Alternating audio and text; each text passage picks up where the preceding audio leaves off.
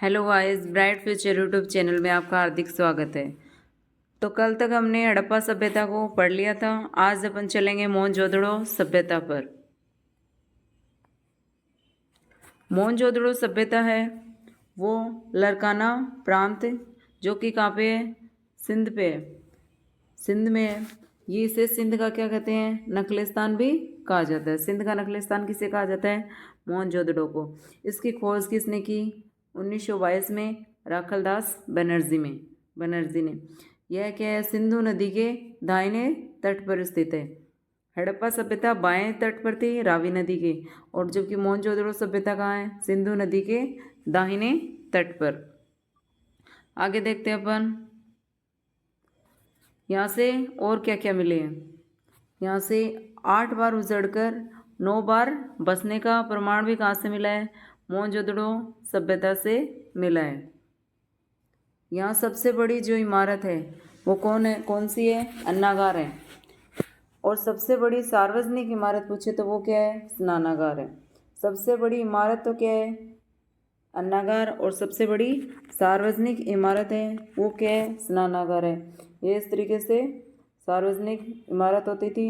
यहाँ पे कॉर्नर पे सीढ़ियाँ लगी रहती थी यहाँ से उतरने के लिए। इसमें सभी स्नान करते थे, इसलिए इसे सार्वजनिक इमारत कहा गया है। ये 39 फीट लंबी और 23 फीट चौड़ी थी। इसका जो महत्व था वो क्या था, धार्मिक उद्देश्य से बनाई गई थी, धार्मिक उद्देश्य से। यहाँ आसपास क्या थे, जल संग्रहण के टैंक बने हुए थे। ठीक है, अब चलते हैं अपन आगे। मार्शल महोदय ने इसे क्या बोला, इस स्नानागार को तत्कालीन विश्व का आश्चर्यजनक निर्माण और विराट वस्तु कहा है। किसको, स्नानागार को। अब देखते हैं अपन, यहाँ से 3 मुख वाले देवता का अंकन मिला है एक मोहर पर। मोहनजोदड़ो में मिला है, एक मोहर मिली है जिसमें ये 3 मुख वाले देवता का अंकन है, जो कि क्या है, ध्यान मुद्रा में। मार्शल ने इस देवता को क्या बताया, पशुपति नाथ, जिसे क्या बोला गया है, आद्यतम शिव या प्राचीनतम शिव भी कहा जाता है। शिव की देन भी किससे मानी जाती है, सिंधु सभ्यता से मानी जाती है। इस जो मूर्ति है यहाँ पे वृषभ या फिर हाथी का अंकन भी मिलता है, और ये गेंडे का अंकन, भैंसे का अंकन और बाघ का अंकन मिलता है। ऊपर की तरफ इस पे मछली का अंकन मिलता है और चित्राक्षर बने हुए हैं। नीचे की ओर 2 हिरणों का भी अंकन मिलता है। यहाँ से ये क्या है, खंडित अवस्था में है। ठीक है, अब अपन आगे चलते हैं। इसकी शासन व्यवस्था की बात करते हैं। शासन व्यवस्था क्या है, राजतंत्रात्मक न होकर जनतंत्रात्मक थी। राजतंत्रात्मक न होकर जनतंत्रात्मक थी। यहाँ से कुषाण कालीन कनिष्क ने यहाँ दुर्ग टीले पर एक क्या बनाया, स्तूप बनाया, जिसे क्या कहते हैं, स्तूप का टीला भी कहा जाता है। स्टुअर्ट पिगट ने मोहनजोदड़ो और हड़प्पा को किसी विशाल साम्राज्य की जुड़वा राजधानी बताया। किसने बताया, स्टुअर्ट पिगट ने मोहनजोदड़ो और हड़प्पा को किसी विशाल साम्राज्य की जुड़वा राजधानी बताया गया है।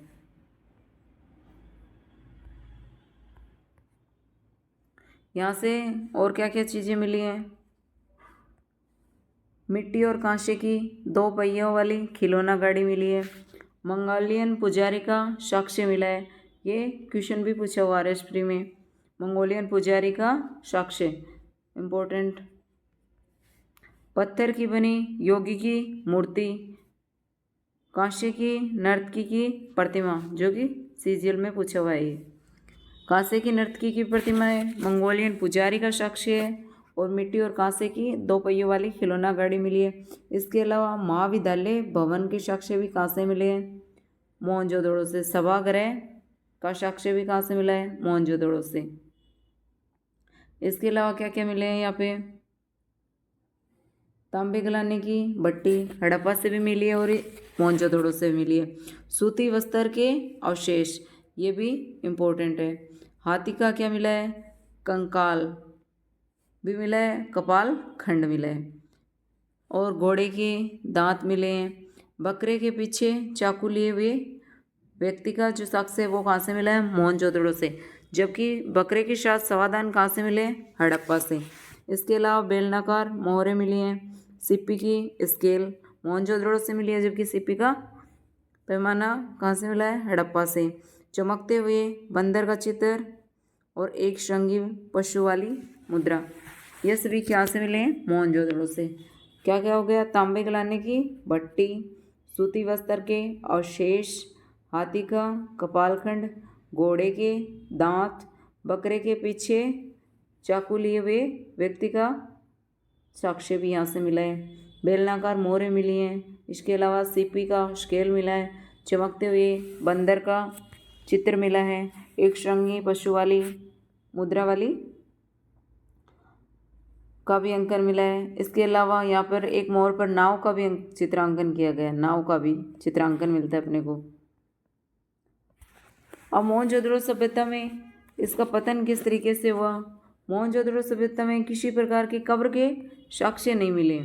कब्र के साक्ष्य नहीं मिले। यहाँ से यूआर कैनेडियन ने यहाँ मलेरिया के साक्ष्य बताए गए कि ये जो मोहनजोदड़ो सभ्यता है, यहाँ पर मलेरिया नामक बीमारी फैल गई थी, जिससे इसका पतन माना जाता है। कौन सी बीमारी से? मलेरिया के साक्ष्य मिले हैं और उन्होंने सभ्यता के पतन का कारण मलेरिया महामारी को बताया। किसने बताया? यूआर कैनेडियन ने। और यहाँ पर किसी प्रकार के कब्र के साक्ष्य नहीं मिले हैं। चलते हैं हम आगे। ये क्या है? कांस्य की नर्तकी की प्रतिमा है। कांस्य की प्रतिमा है, नृत्य करती हुई दिखाई दे रही ना। ये क्या है? मंगोलियन पुजारी का साक्ष्य। मंगोलियन पुजारी का साक्ष्य जिसे क्या बोला गया है? पुजारी राजा भी बोला गया, या फिर बैठे हुए एक योगी की मूर्ति है। Thanks for watching video. Like, share and subscribe. अगर चैनल पर नए हो तो चैनल को सब्सक्राइब जरूर कर लेना। फिर कल मिलेंगे चनहोदड़ों के साथ।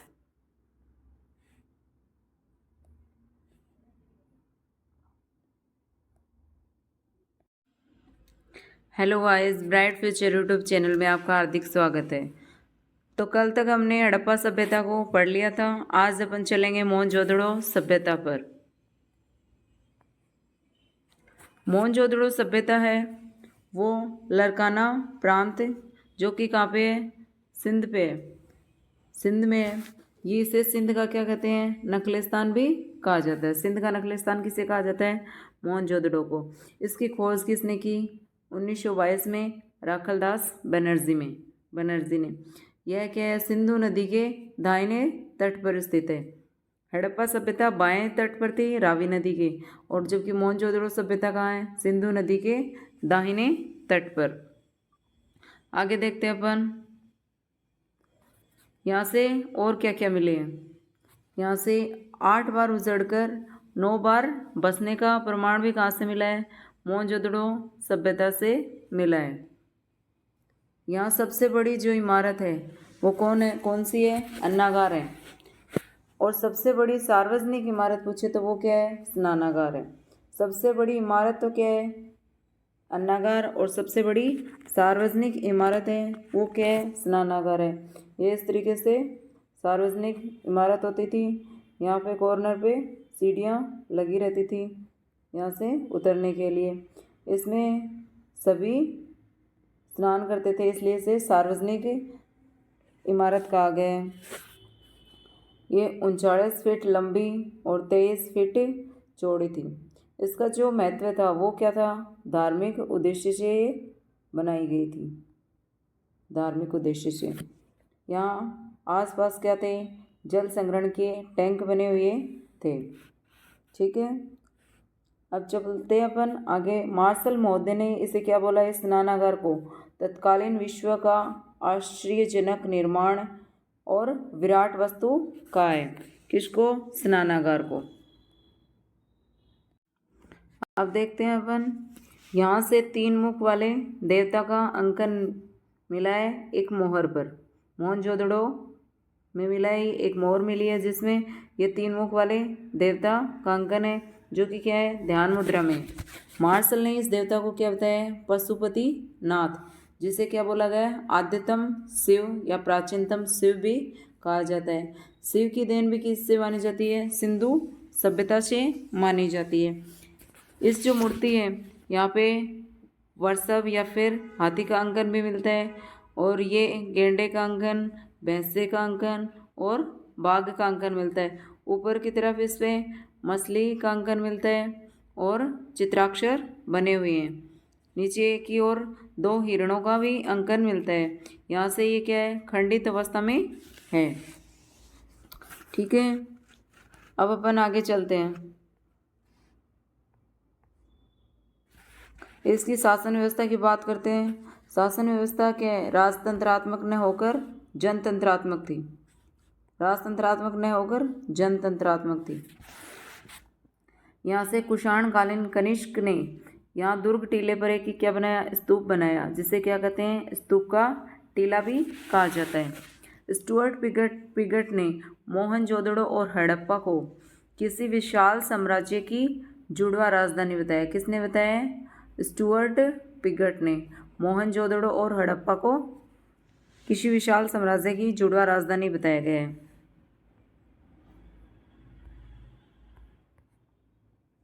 यहाँ से और क्या क्या चीज़ें मिली हैं, मिट्टी और कांसे की 2 पहियों वाली खिलौना गाड़ी मिली है। मंगोलियन पुजारी का साक्ष्य मिला है। ये क्वेश्चन भी पूछा हुआ है RS में। मंगोलियन पुजारी का साक्ष्य इम्पोर्टेंट। पत्थर की बनी योगी की मूर्ति, कांसे की नर्तकी की प्रतिमा, जो कि CGL में पूछा हुआ है। ये कांसे की नर्तकी की प्रतिमा है, मंगोलियन पुजारी का साक्ष्य है, और मिट्टी और कांसे की 2 पहियों वाली खिलौना गाड़ी मिली है। इसके अलावा महाविद्यालय भवन के साक्ष्य भी कहाँ से मिले हैं, मोहनजोदड़ो से। सभागृह का साक्ष्य भी कहाँ से मिला है, मोहनजोदड़ो से। इसके अलावा क्या क्या मिले हैं यहाँ पे, तांबे गलाने की भट्टी हड़प्पा से भी मिली है और मोहनजोदड़ो से भी मिली है। सूती वस्त्र के अवशेष, ये भी इम्पोर्टेंट है। हाथी का क्या मिला है, कंकाल भी मिला है, कपाल खंड मिला है, और घोड़े के दांत मिले हैं। बकरे के पीछे चाकू लिए हुए व्यक्ति का जो साक्ष्य है वो कहाँ से मिला है, मोहनजोदड़ो से। जबकि बकरे के साथ सवादान कहाँ से मिले, हड़प्पा से। इसके अलावा बेलनाकार मोहरें मिली हैं। सिप्पी की स्केल मोहनजोदड़ो से मिली है, जबकि सिप्पी का पैमाना कहाँ से मिला है, हड़प्पा से। चमकते हुए बंदर का चित्र और एक श्रृंगी पशु वाली मुद्रा, ये सभी क्या से मिले हैं, मोहनजोदड़ो से। क्या क्या हो गया, तांबे गलाने की भट्टी, सूती वस्त्र के अवशेष, हाथी का कपालखंड, घोड़े के दांत, बकरे के पीछे चाकू लिए हुए व्यक्ति का साक्ष्य भी यहाँ से मिला है। बेलनाकार मोहरें मिली हैं। इसके अलावा सीपी का स्केल मिला है। चमकते हुए बंदर का चित्र मिला है। एक श्रृंगी पशु वाली मुद्रा वाली का भी अंकन मिला है। इसके अलावा यहाँ पर एक मोर पर नाव का भी चित्रांकन किया गया है। नाव का भी चित्रांकन मिलता है अपने को। अब मोहनजोदड़ो सभ्यता में इसका पतन किस तरीके से हुआ। मोहनजोदड़ो सभ्यता में किसी प्रकार के कब्र के साक्ष्य नहीं मिले। कब्र के साक्ष्य नहीं मिले। यहाँ से UR कैनेडियन ने यहाँ मलेरिया के साक्ष्य बताए गए कि ये जो मोहनजोदड़ो सभ्यता है यहाँ पर मलेरिया नामक बीमारी फैल गई थी, जिससे इसका पतन माना जाता है। कौन सी बीमारी से, मलेरिया के साक्ष्य मिले हैं। और उन्होंने सभ्यता के पतन का कारण मलेरिया महामारी को बताया। किसने बताया, UR कैनेडियन ने। और यहाँ पर किसी प्रकार के कब्र के साक्ष्य नहीं मिले हैं। चलते हैं हम आगे। ये क्या है, कांसे की नर्तकी की प्रतिमा है। कांसे की प्रतिमा है, नृत्य करती हुई दिखाई दे रही ना। ये क्या है, मंगोलियन पुजारी का साक्ष्य। मंगोलियन पुजारी का साक्ष्य जिसे क्या बोला गया है, पुजारी राजा भी बोला गया, या फिर बैठे हुए एक योगी की मूर्ति है। Thanks for watching video. Like share and subscribe. अगर चैनल पर नए हो तो चैनल को सब्सक्राइब ज़रूर कर लेना। फिर कल मिलेंगे चनहोदड़ों के साथ।